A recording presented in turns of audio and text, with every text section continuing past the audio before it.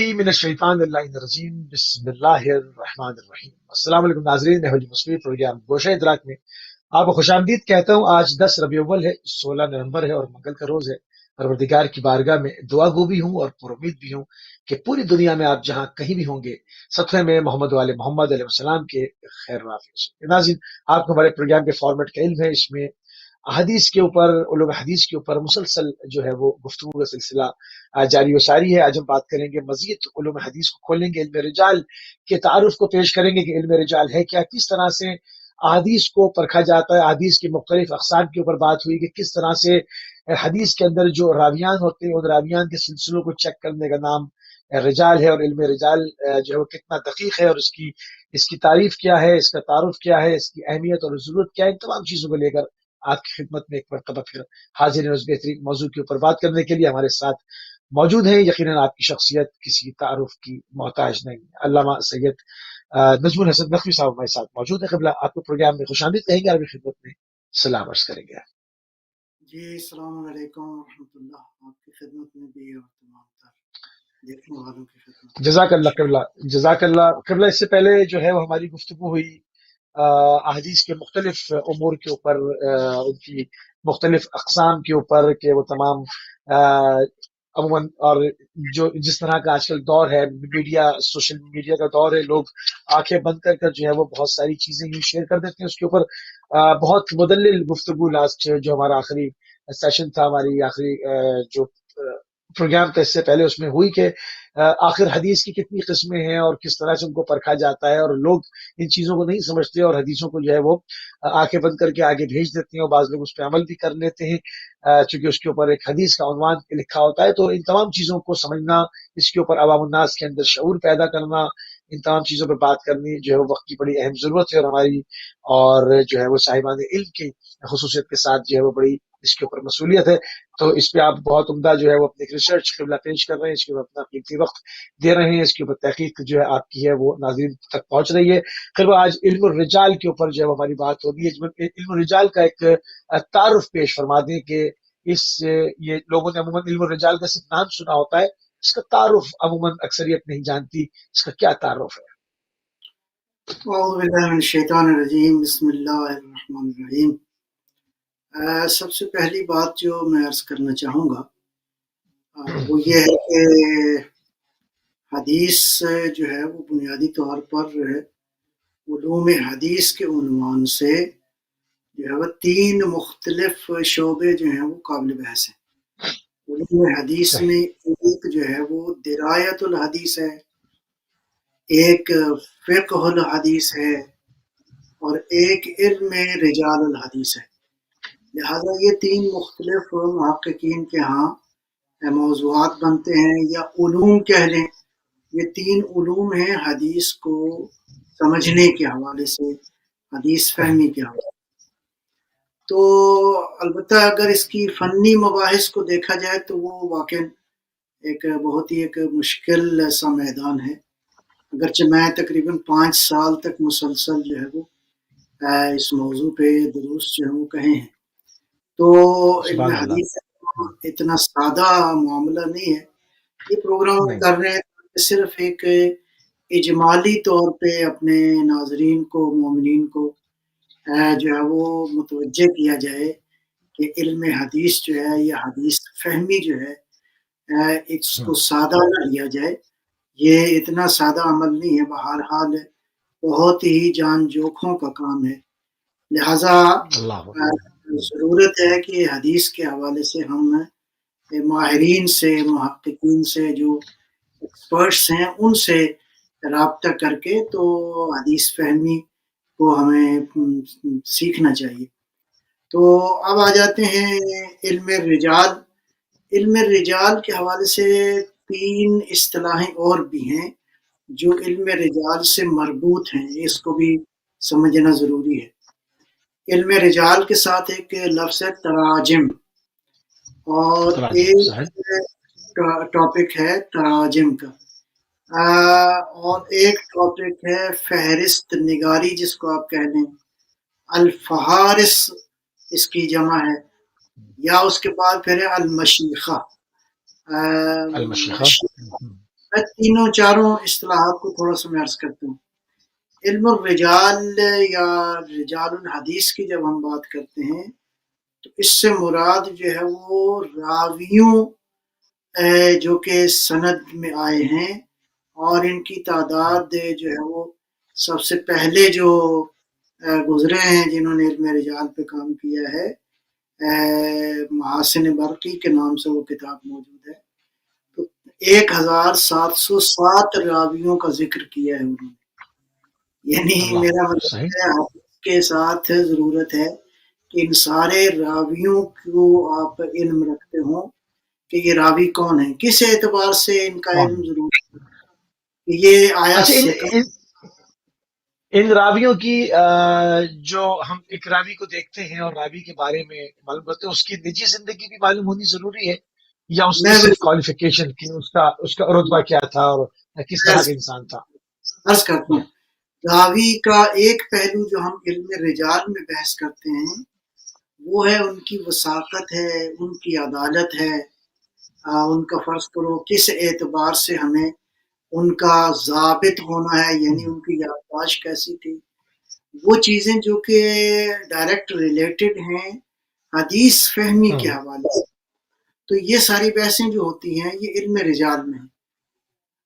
جو رجال. اگلا ٹاپک ہے وہ ہے تراجم. تراجم جو ہے وہ اردو والا ترجمے والا نہیں ہے. تراجم بیسیکلی بایوگرافی ہے. اس سے بایوگرافی، صحیح. کے اندر جو ہے وہ آپ تقریباً تمام تر حالات جو ہے وہ اس موصوف کے، اس شخصیت کے، اس کا تعلق ان کی معاشرتی زندگی ہے، ان کی خانوادگی زندگی ہے، ان کی ذاتی خصوصیات ہیں، یعنی جس کو تقریباً آپ بایوگرافی کہتے ہیں. لہٰذا یہ اچھا، اس میں تراجم. ایک سوال یہاں پر ہے قبلہ، کہ دیکھیں جو مشہور و معروف جو سلسلہ راویان کے اندر جو شخصیات معروف ہیں، ان کا تو چلیں نسب اور تمام چیزیں مل جائیں گی، کیونکہ عرب کے اندر بعض پرانے جو نصابہ موجود ہیں آج بھی، اور پرانی تمام چیزوں کو کیری کرتے ہیں، وہ جانتے ہیں. مگر بعض ایسی شخصیت بھی ہوں گی جن سے حدیث روایت ہوئی ہے اور ان کی شخصیت اتنی واضح نہیں ہے، اتنے سوشل نہیں ہے. تو ایسے شخص کا ڈیٹا کہاں سے لاتے ہیں جس کے بارے دیکھیں میں کچھ اتنا صحیح معلوم نہ ہو؟ یہ بات صدیوں سے ادھر آئی ہے. یعنی پہلی کتاب جو لکھی گئی ہے رجال الحدیث کے حوالے سے وہ تیسری صدی کے تقریباً نصف کی بات ہے. یہ تیسری صدی کا نصف تقریباً یہ ہے بہت قریب ہے غیبت صغریٰ کا جو زمانہ ہے، بلکہ اس سے بھی کچھ عرصہ پہلے. نتیجتاً یہ ہے کہ صحیح. ائمہ علیہ السلام جو ہے اپنے شاگردوں کو، مثلا یہ جو معروف ہے کہ مولا امام صادق علیہ السلام کے 4000 اللہم صلی کے علی قریب جو ہے وہ محمد صلی شاگرد اللہ. تھے. تو ان شاگردوں میں ظاہر ہے کہ یہ سارے شاگرد ایک لیول کے نہیں تھے. تو نتیجتاً یہ اسی طرح علم رجال کی بنیادی بحثیں جو ہیں وہ ائمہ نے خود اپنے شاگردوں کی جو ہے وہ تربیت اس انداز سے فرمائی، اور خود ائمہ بھی میرا مطلب ہے متوجہ تھے. اور نتیجتاً جو پہلی کتاب آئی ہے میں نے عرض کیا تقریباً 200 اور تقریباً آپ 250 کے قریب آپ کہہ سکتے ہیں. 250. جی ہاں، 2050 کے قریب جو ہے وہ یہ کتاب، میں ایگزیکٹ نہیں، تقریباً اس زمانے میں یہ کتاب جو ہے وہ آئی تقریباً ہے. تو اس کو آپ کہہ سکتے ہیں 1707 راویوں کا ذکر جو ہے وہ کیا گیا. تو اس کے بعد 1707. یہ یعنی علم رجال کی بحث ہے. تراجم کی ایک بحث ہے، اس میں ہم کہتے ہیں کہ یہ تقریباً یہ علم رجال سے تھوڑا سا زیادہ ہے اس کا سرکل. اس کے بعد پھر انہی شخصیات کو کے حوالے سے ایک فہرست کا جو ہے وہ عنوان ہے. مثلا سب سے پہلی کتاب آپ کہہ سکتے ہیں مرحوم شیخ طوسی رضوان اللہ تعالی علیہ، الفہرست شیخ طوسی کے نام سے کتاب معروف ہے. اس کے بعد جو ہے وہ نجاشی ہیں، ان کی ایک کتاب ہے الفہرست کے نام سے. تو اس الفہرست جو ہے اس میں جو چیزیں موجود تھیں وہ ہے الفہرست میں بنیادی طور پر اس شخصیت کے علمی آثار، ان کی تصنیفات اور وہ جو علمی زحمت کی ہے اس کو جمع کیا گیا ہے. تو آپ دیکھیں کہ تھوڑا سا فرق ہے. علم رجال میں اینگل کچھ اور ہے، تراجم جو ہے اس کا دائرہ وسیع ہے، بالکل سارا ہے وسیع ہے. فہرست ہے اس میں اینگل کچھ اور ہے. اس میں اس شخصیت کی جو علمی خدمات ہیں یا تصنیفات ہیں، ان کے علمی آثار ہیں، ان کی علمی بحثیں ہیں، ان کے دروس ہیں، اس کے علاوہ بہت ساری اور چیزیں بھی ہیں. تو علمی حوالے سے ان کے آثار کو جمع کرنا. پھر ہے المشیخہ.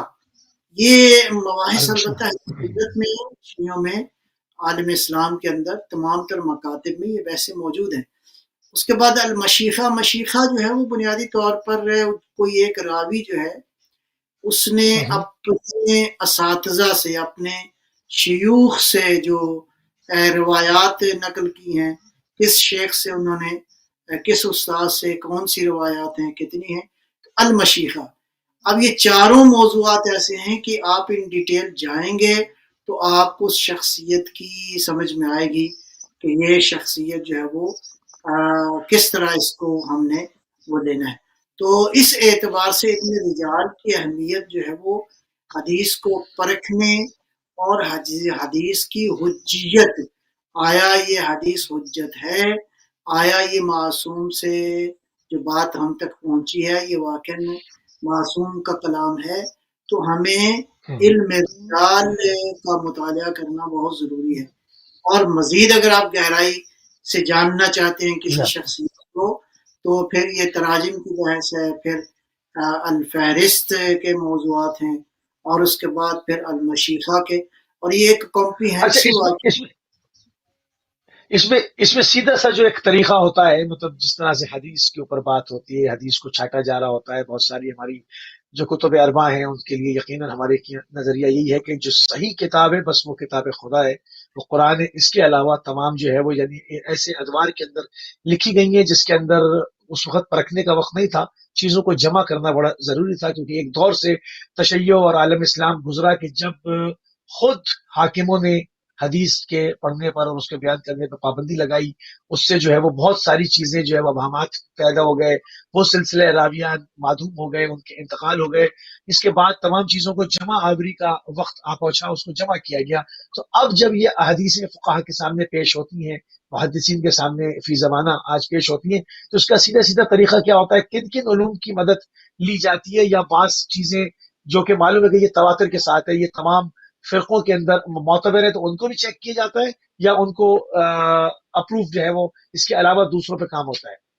میرا خیال ہے یہ آپ کا سوال اب اگلے مرحلے میں داخل ہو گیا.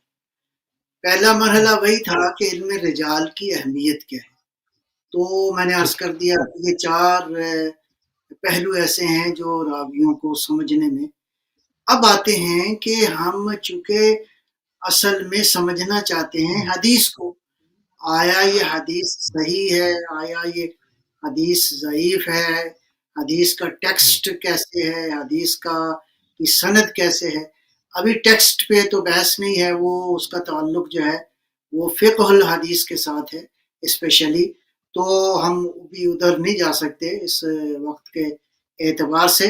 تو میں تھوڑا سا اجمالی طور پہ عرض کروں گا کہ جو ہے نا وہ علم رجال میں جو اب بحث ہوتی ہے راویوں کے اعتبار سے، اس میں ہم کہتے ہیں کہ راوی کو پہچاننے کا کہ یہ راوی جو ہے اس کی بات پہ ہمیں اعتبار ہے. چونکہ بنیادی طور پہ ظاہر ہے کہ روایت کے جو سورسز ہیں ان پہ مسئلہ ہے کہ یہ سورس کس حد تک درست ہے، صحیح ہے، ضعیف ہے. تو ہم علم رجال ہی کی مناسبت سے اس حجت شرعی کی تلاش میں ہیں کہ معصوم صلوات اللہ سلام اللہ علیہ نے یہ بات. تو اب آ جائیں اگلے مرحلے میں. اب یہاں پہ چند چار ٹاپکس ہیں جو علم رجال میں قابل توجہ ہیں، میں اس کی ذرا توجہ چاہوں گا. اس میں ایک تو ہے ایسے الفاظ کسی راوی کے بارے میں جو جرح و تعدیل کے طور پہ استعمال ہوئے ہیں. کہ کس طرح جو ہے وہ تنقید کی جائے، کس طرح اس تنقید کو بیلنس کیا جائے، اس کو علمی تنقید قرار دیا جائے، تقریباً جو ہے اس طرح کے الفاظ سے ہمیں کچھ اندازہ ہوتا ہے۔ اس کے بعد صحیح خاص الفاظ ہیں جس کی ساتھ جو ہے اس شخصیت کی توثیق کی گئی ہے، اس کو ریٹیفائی کیا گیا ہے، اس کو ٹیسٹیفائی کیا گیا ہے کہ یہ شخصیت جو ہے اس قابل اعتماد ہے۔ اس کے بعد یہ توثیقات جو ہیں یہ دو طرح کی ہیں، توثیقات خاص ہیں یعنی خاص الفاظ ہیں، اور ایک جو ہے وہ توثیقات عام ہیں۔ میں ابھی ان توثیقات کی طرف بھی جاتا ہوں، پہلے عناوین سمجھ میں آ جائیں۔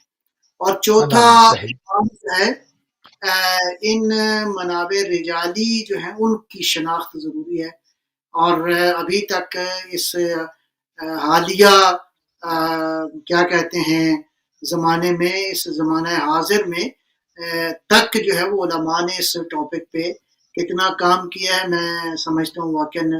اگر آپ کو میں صرف اجمالی تعارف کرواؤں گا کہ کس طرح مسلسل جو ہے ہر زمانے کے علماء جو ہیں وہ ان باتوں کی طرف جو ہے متوجہ رہے ہیں۔ متوجہ رہے، ماشاء اللہ۔ راوی کو پہچاننے کے حوالے سے جو ایسے الفاظ جو ہیں وہ موجود ہیں کہ جس سے پتہ چلتا ہے کہ یہ راوی جو ہے اس کی روایت کو علماء قبول کرتے ہیں۔ مثلا یہ الفاظ میں صحیح مثلا ان الفاظ کو توثیقات کہتے ہیں، یعنی وہ توثیقات الفاظ صحیح جو اس شخصیت کو اٹیسٹ کرتے ہیں یا اس کو ریٹیفائی کرتے ہیں کہ یہ شخصیت جو ہے یہ راوی مثلاً ہے، اس کی روایت کو لیا جا سکتا ہے۔ آگے بہرحال پھر مباحث ہیں ٹیکنیکل، علماء محققین اپنے دلائل کے ساتھ اس روایت کو جو ہے وہ لیتے ہیں، یہ بہرحال ہم اس ڈیٹیل میں بھی نہیں جائیں گے۔ مثلاً یہ الفاظ ہیں عدل، امامی، ضابط۔ کسی ایک شخص کے بارے میں یہ تینوں لفظ استعمال ہوئے ہیں، عدل یعنی عادل ہے، امامی یعنی عادل ہے، عدل، امامی، ضابط، تو یہ تین الفاظ ہو سکتے ہیں۔ یا اس کے علاوہ خالی لفظ عدل استعمال ہوا یعنی عادل ہے یہ شخص، یا یہ امامی اور ضابط کا لفظ استعمال ہوا ہے، یا یہ صحیح ہے ثقۃ فی الحدیث یا ثقۃ فی الروایہ، یعنی بعض کتابوں میں ثقہ آیا کہ یہ راوی جو ہے ثقہ ہے فی الحدیث ثقہ ہے، یا پھر روایہ، یہ ٹرمینالوجی استعمال ہوئی ہے۔ یا استعمال ہے، اس صحیح ہے صحیح الحدیث، کہ یعنی یہ شخصیت جو ہے ان کی احادیث جو ہیں وہ مثلاً صحیح ہیں۔ صحیح ہے۔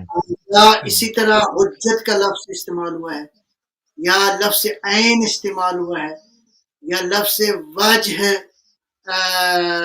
استعمال ہوا ہے، یا اسی طرح فرض کریں شیخ الطائفہ کی ایک ٹرمینالوجی استعمال ہوئی ہے، یا صاحب سر امیر المومنین، یہ قابل توجہ ہیں یہ سارے الفاظ۔ جی ہاں، یا مثال کے طور پر لکھا ہے من اصحابنا، یہ فلاں صاحب جو ہیں ہمارے اصحاب میں سے ہمارے ہیں۔ ساتھ یا اصحاب میں سے ہیں۔ ممدوح ہے، فلاں صاحب جو ہیں وہ ممدوح ہیں یعنی ان کی مدح کی گئی ہے۔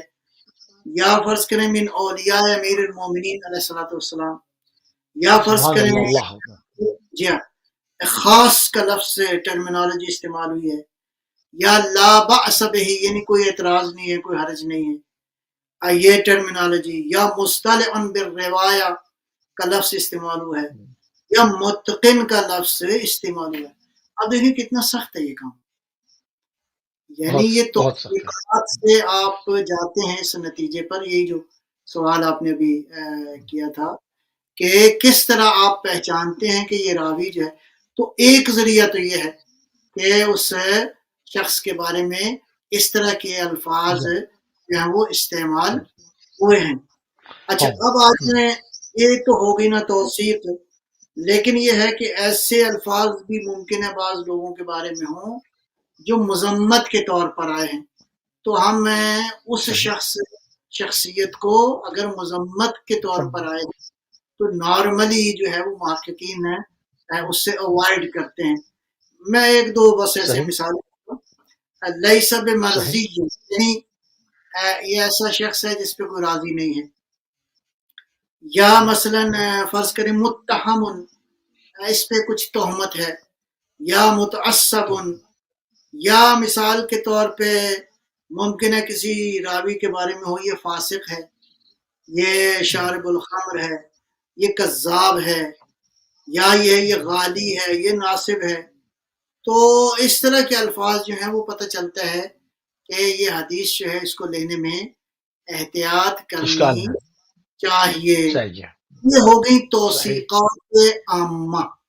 توثیقات عامہ سے توثیقات مراد عام. ہے ایسے الفاظ، ایسی ٹرمینالوجی جس سے جو ہے وہ راوی کے بارے میں یا آپ کو اطمینان ہو جائے، یا آپ کا اطمینان اٹھ جائے، ختم ہو جائے اٹھ کہ اس جائے. سے توثیقات عام. بیعت ہم نے لینی ہے یا نہیں لینی. اچھا، اس کے بعد آ جائیں کہ کیا کہتے ہیں، جرح و تعدیل جو ہے وہ کہاں پہ ہے؟ جب روایات میں آپ کو تعارض نظر آئے.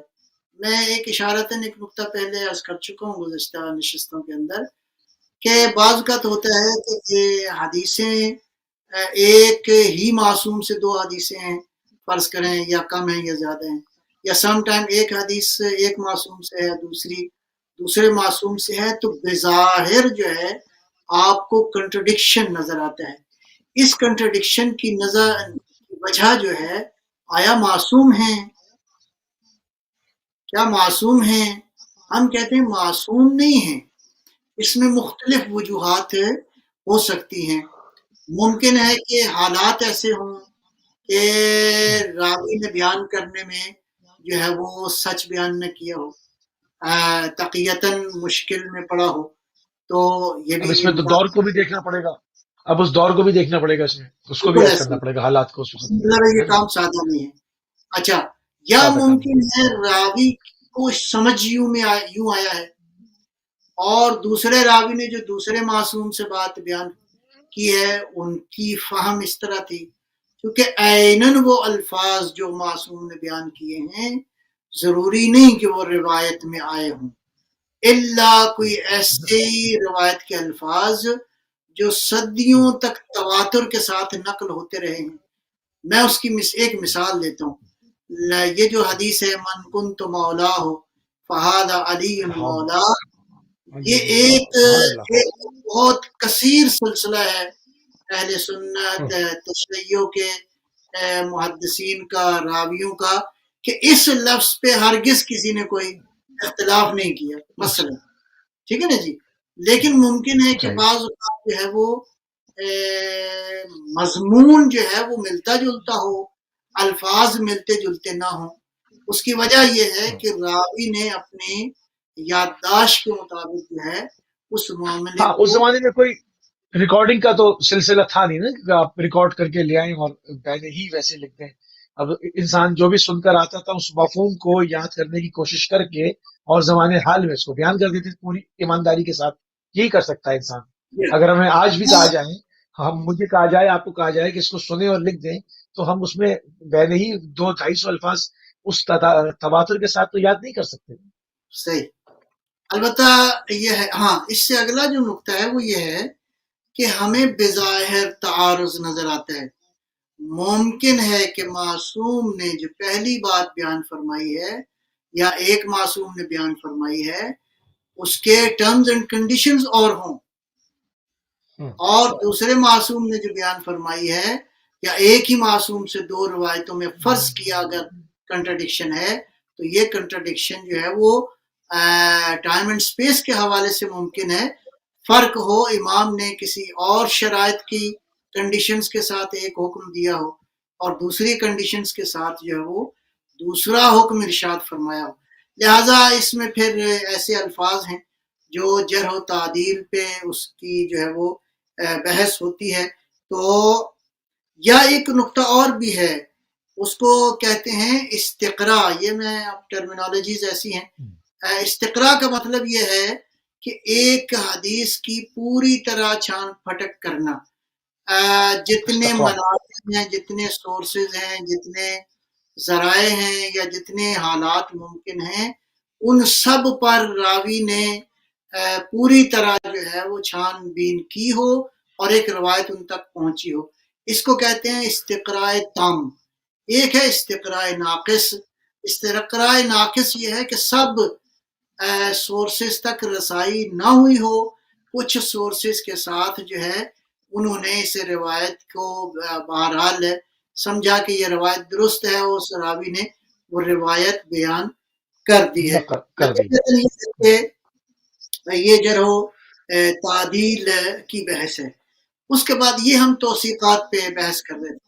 اب آ جائیں توثیقات خاص. یہ بڑا قابل توجہ ہے. خاص تو وہ تو الفاظ تھے نا، عمومی الفاظ تھے، امامی، عادل، ضابط، فرض کریں شیخ الطائفہ، فرض کریں اس طرح کی. لیکن یہ عمومی ٹرمینالوجیز یا اصطلاحات جو ہیں، اس کے علاوہ کچھ ہماری روایات میں جو ہے وہ خصوصی خاص افراد کے بارے میں بھی توثیقات جو ہیں وہ آئی ہیں. مثال کے طور پر کسی معصوم نے کسی ایک خاص فرد کے بارے میں کوئی جملہ کہا ہو، ان کی تعریف کی ہو، ان کی تائید فرمائی ہو، تو یہ ہو گئی، یہ خاص توثیق ہو گئی. یا یہ ہے کہ ایک دو بڑے علماء جو ہیں، جو بزرگان تھے، جو بڑا نام تھا جن کا، ان میں سے ایک دو نے، تین نے، کم و بیش نے جو ہے وہ کسی فرد کے بارے میں کہا کہ یہ شخصیت جو ہے ہماری نظر میں مثلا علمی طور پہ یہ ان کی انہوں نے تائید کی یا بہرحال تعریف کی، تو یہ توثیقات خاص ہو گئی. یا یہ ہے کہ یا یہ ہے کہ بعض اوقات جو ہے وہ اجماع کا دعویٰ کیا گیا ہے. علماء نے کہا کہ یہ جو ہے اجماع ہے علماء کا فلاں فرد کے بارے میں، تو نتیجتاً یہ ان کو کہا جاتا ہے توثیقات خاص. اب آ جائیں توثیقات خاص کے حوالے سے تقریباً 22 شخصیات ایسی ہیں جن کو اصحاب اجماع کہا جاتا ہے. مثلاً اسباب مثال ایک بڑا نام جو ہے اس میں جناب زرارہ بن اعین کا نام ہے، یہ اصحاب اجماع میں سے ہیں. فرض کریں جناب محمد ابن مسلم کا نام ہے، تو یہ ان 22 افراد میں سے ہیں کہ اگر ان افراد سے ابن ابی عمیر ہیں، وہ اعلیٰ حاضر قیاس اور بھی نام ہیں کہ یہ وہ نام ہیں جو کہ جن کو علماء نے صدیوں مختلف مراحل میں ان کی تائید کی ہے. بہرحال علمی حوالے سے گنجائش ہے کہ آج بھی محققین جو ہے اپنی رائے جو ہے وہ بہت ادب اور احترام کے ساتھ گزشتگان کی آراء سے جو ہے وہ اختلاف رائے جو ہے وہ رکھیں. تو جی ہاں، یہ وہ ہو گیا سلسلہ. اگر آپ اجازت دیں تو میں ایک مرحلہ اور بیان کروں، اور وہ یہ ہے کہ مختلف صدیوں میں جو کتابیں آئی ہیں، میں ساری ڈیٹیل تو نہیں عرض کر سکتا، لیکن مختصراً صرف میں بیان کروں گا کہ جن علماء نے، میں نے عرض کیا 3 صدی میں جناب برقی جو ہیں ان کی کتاب ہے، ان کی وفات غالباً 280 سن ہجری میں ہے. رجال برقی کے نام سے یہ کتاب جو ہے وہ موجود ہے. اس کے بعد آ جائیں 4 صدی میں ابو غالب زراری ہیں. 5ویں صدی میں بعض شخصیات ہیں جس میں رجال ابن غزائری موجود ہے. رجال کشی ایک بڑا نام ہے. رجال نجاشی ایک بڑا نام ہے، ایک بڑی کتاب ہے. اس کے بعد رجال شیخ طوسی ہے، یا فہرست شیخ طوسی ہے. اور اس کے بعد پھر یہ ہے کہ یہ سلسلہ چلتا ہے. علامہ ہلی مرحوم موجود ہے، انہوں نے لکھی ہے کتاب. اسی طرح مجمع الرجال لبہبہانی ہے، مرحوم اردبیلی کی کتاب جامع الروات ہے. اسی طرح سید بحر العلوم کی کتاب رجال ہے. جناب حائری مرحوم کی منتہی المقال ہے. اس کے علاوہ قاموس الرجال شوستری ہے. اور اس سلسلے کو اگر میں یوں کہوں کہ سید بحر العلوم جو ہیں یہ 13ویں صدی کی شخصیت ہیں. الفوائد الرجالیہ ان کی کتاب ہے. ایک اور مرحوم کیا کہتے ہیں عبداللہ مامقانی ایک بڑی شخصیت گزری ہیں، تنقیح المقال فی علم الرجال ان کی ایک کتاب ہے، اور اس کے بعد پھر آ جائیں عصر حاضر میں دو بڑی کتابیں ہیں، ایک علامہ ششتری مرحوم کی ہے قاموس الرجال، اور ایک حضرت آیت اللہ العظمیٰ مرحوم آغا سید خوئی رضوان اللہ تعالی علیہ ان کی کتاب ہے موجم رجال الحدیث۔ تو یہ میں عرض کروں کہ تیسری صدی سے لے کر ابھی تک علماء نے ہر صدی میں اس علم رجال پہ جو ہے وہ کام کیا ہے۔ اصل مسئلہ کیا ہے؟ اصل مسئلہ یہ ہے کہ یہ جو تقریباً 2000 کے قریب راوی ہیں، ان راویوں سے ہم کس طرح حدیث کی حجیت تک پہنچ سکیں تاکہ ہمیں یقین ہو جائے کہ یہ معصوم ہی کا کلام ہے۔ اچھا، اس میں ایک سوال قبلہ یہاں پیدا ہوتا ہے، جیسے تیسری صدی سے یہ کام ہجری سے شروع ہوا اور تقریباً آپ نے کہا کہ 2000 جو ہے وہ راویان ہیں، تو اب بتدریج ہوتا رہا، اگر تیسری صدی میں کوئی 30-40 لوگ کور کر لیے گئے، 100 لوگ 150 لوگ کور کر لیے گئے، تو آیا ان کے اوپر دوبارہ سے رجال کشی ہوئی یا مزید آگے کام ہوتا چلا گیا ہے؟ کس طرح سے، یا ان کو اس میں سے چیزیں ریپیٹ ہوتی رہی ہیں، کیا ہوا ہے؟ نہیں میں عرض کروں، دیکھیں یہ جو رجال الحدیث ہیں، حدیث کو جنہوں نے ہم تک پہنچایا ہے، یہ وہ میں نے عرض کیا نا 1707 تو مرحوم برقی نے جو ہے وہ اسماء لکھے ہیں، تھوڑی تفصیل کے ساتھ ہے کہ مطلب فلاں شخصیت جو ہے اس اعتبار سے جو ہے وہ مثلاً ان کی عدالت ایسی تھی، ان کی وثاقت ایسی تھی، ان کو یا 2-4 ٹرمینالوجیز بھی ساتھ استعمال کی ہیں تو اجمالی۔ اچھا، بعد میں جو شخصیات آئیں انہوں نے مزید ان کے حالات کی کھوج لگائی اور جو ہے وہ دیکھا کہ یہ شخصیات آیا کس سطح پر، تو اینگل رجال میں اینگل ایک ہی ہے، وہ اینگل جو ہے وہ وثاقت حدیث ہے، وہ اینگل جو ہے حجیت حدیث ہے۔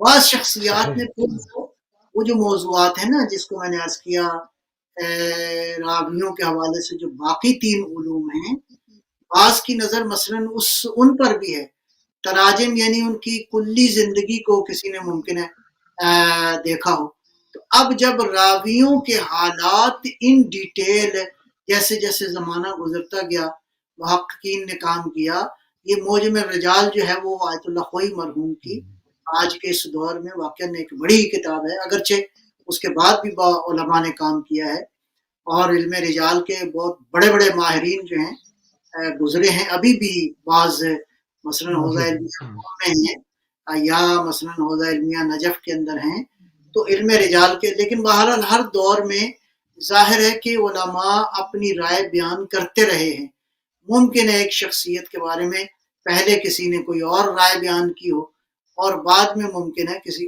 اور نے کوئی اور رائے بیان کی ہو، یا مثال کے طور پر اگر کسی کے بارے میں فرض کرو ایسے الفاظ آئے ہیں جو بظاہر جو ہے وہ کیا کہتے ہیں مذمت میں الفاظ آئے ہیں، ٹھیک ہے جی، مثال کے طور پر فاسق کا لفظ لکھا ہوا ہے، اب ایک رائے یہ ہے، میں ایک رائے کی بات کر رہا ہوں، اب ظاہر ہے کہ یہ اس پہ علمی انداز سے بحث کی جا سکتی ہے، وہ کوئی مسئلہ نہیں ہے، ایک رائے یہ ہے مثلا وہ یہ ہے کہ قرآن کریم میں جو بیان فرمایا سورہ حجرات کے اندر اذا جاءکم فاسق بنبأ فتبینوا، وہ کہتے ہیں کہ یہ جو اللہ ارشاد فرما رہا ہے کہ اگر کوئی فاسق تمہارے پاس کوئی خبر لے کر آئے تو ایسا نہیں ہے اس خبر کو پھینک دو، قرآن یہ کہہ رہا ہے کہ تحقیق کرو، تحقیق کا مطلب یہ ہے کہ اور ایویڈنسز کے ساتھ اس روایت کو دیکھو، ممکن ہے کہ لانے والا فاسق ہو لیکن متن اور ٹیکسٹ اور کانٹینٹ جو ہے اس میں کوئی پرابلم موجود نہ ہو، تو یہ ایک اینگل ہے۔ مثلا ایک رائے اور بھی ہے، فرض کریں اسی بحث کے اندر، علم رجال کی بحث کے اندر، کہ ایک شخصیت جو ہے فرض کریں 10ویں صدی میں آ کے انہوں نے کوئی بحث کی ہے، اور ایک شخصیت نے 3ری صدی ہجری میں 700 سال پہلے جو ہے وہ ایک بحث کی ہے، تو وہ جو 3ری صدی کی شخصیت ہے وہ کمپیریٹیولی چونکہ زمانہ معصوم کے نزدیک ہیں، تو ممکن ہے کہ ان کی رائے جو ہے وہ زیادہ قابل توجہ ہو، بجائے اس کے کہ وہ شخصیت جو مثلا فرض کریں جناب علامہ مجلسی نے کسی کی تائید کی ہے، مثلا فرض کریں شیخ طوسی مرحوم نے کسی کی تائید کی ہے، لیکن اس سے پہلے جو بزرگ گزرے ہیں ان کی رائے مثلا فرض کریں مختلف تھی. تو یہ مختلف پہلو ہیں، لیکن بنیادی طور پر جو مطمع نظر ہے جس کے ذریعے ہم نے پہنچنا ہے حقیقت تک، وہ حجیت حدیث ہے. آیا یہ حدیث مبارکہ حجت رکھتی ہے تاکہ اس کے نتیجے میں ہم امت کی انسانوں کی راہبری کرنے میں ہمیں کوئی مشکل پیش نہ آئے. ایک بحث اور بھی ہے، مثلا ایک روایت ہے فرض کریں مرسل ہے. مرسل کا معنی یہ ہے کہ یہ راوی جو ہیں بیان کر رہے ہیں اور ان کا جو زمانہ ہے وہ معصوم کے زمانے سے بعد کا زمانہ ہے، تو لیکن یہ کیسے ان تک یہ بات پہنچ گئی ہے جبکہ درمیان میں کوئی چین آف نریشن موجود نہیں ہے. ایسی ہاں ایسی روایات کو ہم کہتے ہیں مرسلات، یعنی ایسا روایت جو سلسلہ جو ہے وہ مل نہیں رہا، تو اس پہ پھر اپنی رائے بیان کی ہے. فرض کریں جی ابن ابی عمیر جو ہیں وہ ایک ایسی شخصیت ہیں کہ ان کا جو مرسل روایت ہے وہ بھی قابل اعتبار ہے، قابل اعتماد ہے. میں صرف اسباب مثال عرض کر رہا ہوں، ٹھیک ہے جی. تو ابن ابی عمیر جو ہے شخصیت کے اعتبار سے اس قدر متقی، دیندار، یا باقی سارے جو ہیں خوبیاں خصوصیات ان کے اندر پائی جاتی. یا فرض کیا اصحاب اجماع میں سے اگر کوئی شخص جو ہے وہ روایت بیان کرتا ہے، مثلا زرارہ نے یا ڈائریکٹ سنا ہے یا مطلب ڈائریکٹ نہیں سنا، لیکن درمیان میں سلسلہ بھی بیان نہیں کیا روایت کا، تو اصحاب اجماع میں سے اگر کوئی شخص بیان کرتا ہے تو وہ تقریباً اطمینان یہ ہے کہ انہوں نے معصوم سے سن کے ہی بیان کیا ہوگا. تو نتیجتاً جو ہے وہ اس طرح کی مشکل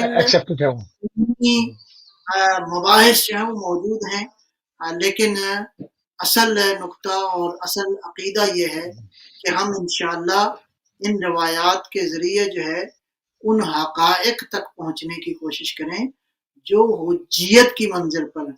ظاہر ہے کہ معصوم علیہ الصلوۃ والسلام نے اگر فرمایا ہے حجت ہے معصوم علیہ الصلوۃ والسلام، لیکن ظاہر ہے کہ ہم میں سے کسی نے ڈائریکٹ نہیں سنا. اگر کسی نے ڈائریکٹ سنا ہو تو اس کے لیے اس نے حدیث سنی ہے، ہم نے جو سنی ہے حدیث نہیں ہے، یہ نقل حدیث ہے، یہ روایت ہے. مروی یعنی وہ چیز جس کی روایت کی گئی ہو. تو مرویات جو زیادہ ہیں، روایت جو ہے وہ ان لوگوں کے لیے ہے جنہوں نے براہ راست نبی اکرم صلوات اللہ سلام اللہ علیہ باقی ائمہ ہدا معصومین علیہ السلام کی براہ راست سنا ہو. مثلا اس طرح کے واقعات موجود ہیں کہ بعض خواتین جو ہیں حضرت زہرا سلام اللہ علیہ کی تھیں اور انہوں نے مسائل جو ہیں پوچھے ہیں، وہ کچھ نہ کچھ تھوڑا بہت جو ہے وہ موجود ہیں. انفارچونیٹلی سارے جو ہیں وہ حقائق موجود نہیں ہیں. تو اس طرح مقصد یہ ہے کہ اصل جو دغدغہ خاطر ہے، اصل جو توجہ ہے وہ یہ ہے کہ ہم حدیث کی حجیت کو تلاش کریں کہ آیا یہ حدیث حجت. تو اس اعتبار سے ہمیں ان سارے مسائل کو جو ہے وہ اس میں غوطہ زنی کی ضرورت ہے. تو یہ تو علم رجال آپ کو اجمالی طور پہ سمجھ میں آ گیا، یہ اتنا اجمالی طور پہ آ گیا. اچھا، اب ہمارے پاس تقریباً صرف تقریباً 3 سے 4 منٹ ہیں، اور تھوڑی سی اس پہ مزید تھوڑی سی بات کر لیتے ہیں۔ بعض لوگ علم رجال نہ سمجھنے کی وجہ سے اس کا انکار کرتے ہیں، وہ نہیں سمجھ پاتے اس کو۔ تو اس حوالے سے کیا کہیں گے؟ اور دوسرا، اس کی آج کے دور میں فی زمانہ اگر ہم دیکھیں، جس وقت جو دور ہے، میڈیا، سوشل میڈیا کا دور ہے، ہر چیز شیئر ہو رہی ہے، اس کی کوئی سند نہیں، کچھ نہیں، مطلب بس جو جس کو ملا اس نے آگے 10 لوگوں کو سینڈ کر دیا۔ اس پر آج علم الرجال کی اہمیت اور اس کی ضرورت کے اوپر تھوڑی سی روشنی ڈال دیں، مگر کم مختصر وقت ہے، آپ چاہیں تو اس کو پھر ہم اگلے پروگرام میں کنٹینیو کریں گے انشاءاللہ۔ میں دیکھیں اس کو میں مثال سے عرض کرتا ہوں، ایسے ہی ہے جیسے ہر کوئی آدمی جو ہے وہ میڈیکل سائنس پہ بحث شروع کر دے، جناب یعنی ہے۔ مثال کے طور پر انجینئرنگ کے کئی شعبے ہیں آج، آئی ٹی کا شعبہ ہے، کنسٹرکشن کا شعبہ ہے، فرض کریں بہت سارے ہیں، میں نام نہیں لیتا۔ ایک آدمی فرض کریں 10 باتیں 15 باتیں جو ادھر ادھر سے سن لے اور 50 100 آدمی اس پہ بحث کرنا شروع کر دیں، یا اناٹمی کے کئی سبجیکٹس ہیں، بایولوجی کے بعد کئی سبجیکٹس ہیں، پہلو ہیں، یہ مختلف علوم۔ اسی طرح علم دین ہے، علم دین کی فہم اتنا سادہ نہیں ہے۔ میں دوبارہ عرض کروں گا سب کی خدمت میں، اس پہ ہمیں علمی سنجیدگی کا مظاہرہ کرنا ہے، ہمیں علمی طور پر سنجیدہ ہو کر اس بات کو لینا ہے کہ دیکھیں روایت کو نقل کرنا، روایت کو آگے پہنچانا، الا یہ کہ ایسی روایت ہو جو فرض کیا علماء تائید کرتے ہیں یا ایکسپرٹس تائید۔ اچھا، سارے علماء جو ہیں علم حدیث کے ماہر تو نہیں ہوتے، یہ بھی مسئلہ ہے، یا سارے یہ علماء مسئلہ جو اس ہے کے اندر کے ماہر تو نہیں ہوتے۔ مختلف شعبے ہیں نا، ہاں، مختلف۔ شعبے ہیں، مختلف سائنسز ہیں، مختلف ایکسپرٹس موجود ہیں۔ ہمارے ہاں معمولی طور پہ عمومی طور پر جو علماء موجود ہیں، ظاہر ہے کہ اس لیول تک شاید بہت کم تعداد ہے۔ عمومی طور پر ظاہر ہے کہ ایک خاص مرحلے سے گزر کے لوگ آتے ہیں، علماء آتے ہیں، خدمت انجام دیتے ہیں، وہ اپنی جگہ پر ہے، لیکن ضرورت ہے علم رجال ہو، فقہ الحدیث ہو، علم درایت ہو، یا اسی طرح قرآن کریم اور تفسیر کے موضوعات ہیں، اسی طرح علم فقہ کے کئی موضوعات ہیں، کئی مباحث ہیں، تو ہمیں ایکسپرٹس کی طرف رجوع کرنا چاہیے کہ ایکسپرٹ کی بالکل رائے صحیح۔ کیا۔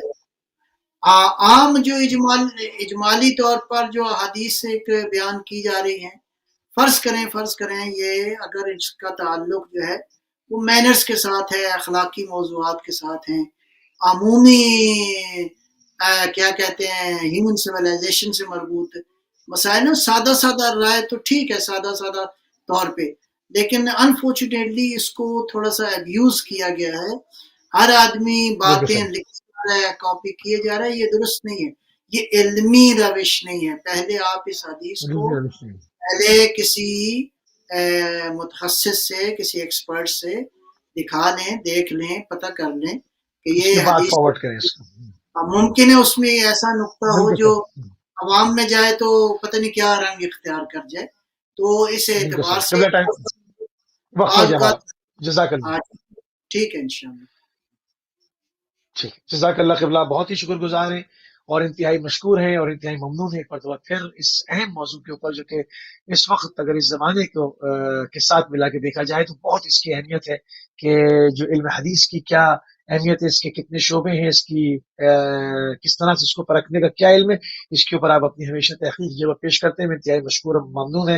علامہ سید نجم الحسن نقوی صاحب کے علم الرجال کا تعارف پیش ہوا، اس کی زمانے کے ساتھ اہمیت، اس کے اندر توثیقات عامہ، توثیقات خاصہ، ان تمام چیزوں کو لے کر جب ہم آپ کی خدمت میں حاضر رہے انشاءاللہ، جس میں منابع ابھی بحث کے لیے رہ گئے انشاءاللہ